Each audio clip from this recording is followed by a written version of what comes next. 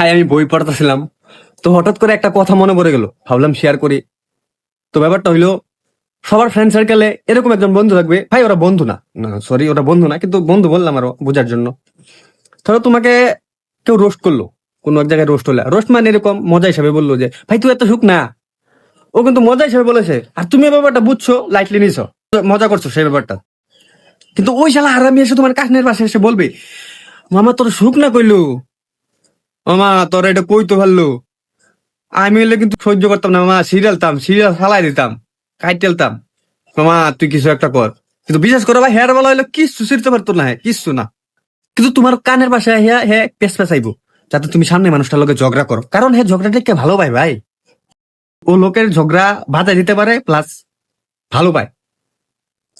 এরকম শুধু এই কথা না, সব ব্যাপারে উল্টো কিছু হইলো ও লাইফলি নিতেই দিবে না ব্যাপারগুলো, ঝামেলা বাঁধানোর চেষ্টা করবেই। আছে এরকম কিছু মানুষ, অনেকেই আছে, তোমরা শেয়ার করতে পারো ভিডিওটা। শালা।